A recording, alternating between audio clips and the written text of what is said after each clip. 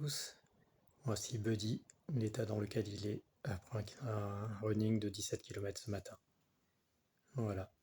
il veut être posé. J'espère que vous allez bien, que vous avez passé de bonnes vacances, que le mois de juillet et le mois d'août se sont bien passés.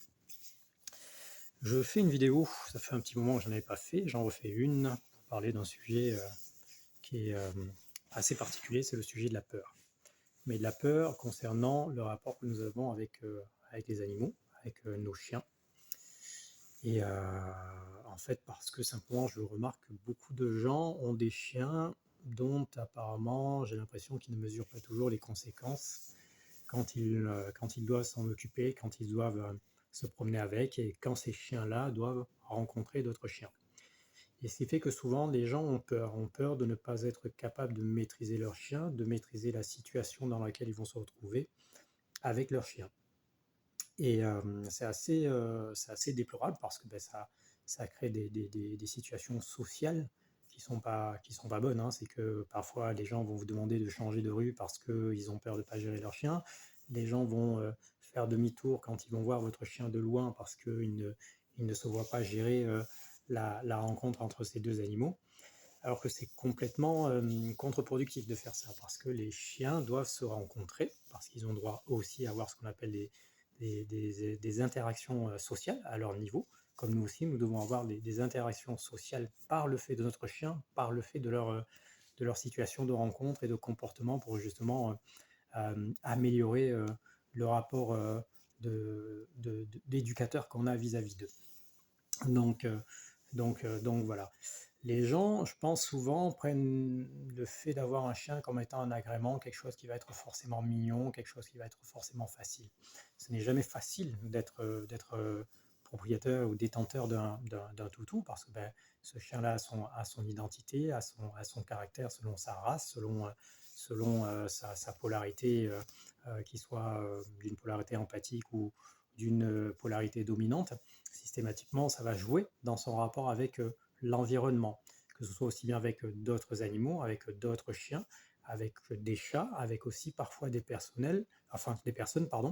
ou parfois avec ce qu'il va ressentir d'une situation ou d'une ambiance dans un lieu. Donc tout ça, il faut vraiment le prendre, ce qui veut dire qu'il faut bien savoir où on en est déjà soi-même avant d'avoir un chien d'un gabarit quelconque, hein, ou du fait que ce chien-là, il faudra bien le sortir, et dans le fait de le sortir, il faudra bien qu'il rencontre d'autres chiens ou qu'on se retrouve en situation avec d'autres animaux, et il faudra que ça, ce soit dans notre capacité de le gérer, de cadrer ça. Parce que le chien va avoir besoin de ça, il va avoir besoin de ça dans le sens où il est important qu'on lui montre une confiance, qu'on lui montre aussi un cadre, qu'on l'aide à apprendre à se socialiser, à se comporter en fonction des chiens et d'autres animaux qui arriveront vers lui ou sur lui, et faire en sorte que petit à petit, il sache lui-même s'adapter sans qu'on lui ordonne, sans on lui impose un comportement. Il arrive des fois que quand je vais courir comme ça avec Buddy, qu'on passe dans des propriétés où il y a une pancarte qui nous prévient, attention, il y a des chiens qui sont là, qui montent la garde. Et effectivement, dans ces moments-là, quand ces chiens vont tomber sur Buddy, de suite, ils vont imposer le fait qu'ils sont sur leur territoire et que Buddy, malgré son gabarit, ne les intimide pas. Et ils vont faire montre de leur réalité de, comment dire, de rôle.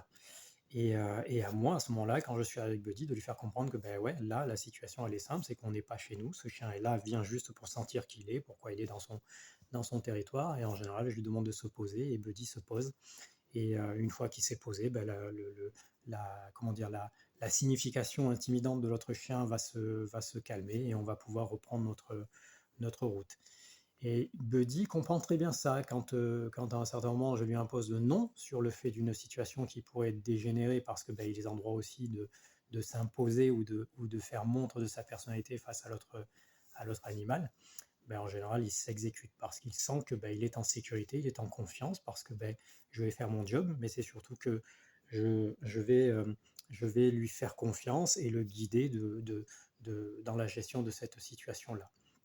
Donc il faut vraiment que les gens apprennent ça, à avoir moins peur de l'idée d'avoir un chien, de l'idée situationnelle du chien qui rencontrera d'autres situations ou d'autres animaux, parce qu'il faut qu'il rencontre pour apprendre, pour comprendre, pour savoir comment mieux se comporter, et ne pas forcément aller dans des réactions qui sont propres à l'instinct animal, qu'il soit de pourchasser ou de se battre. Ça sera important pour l'animal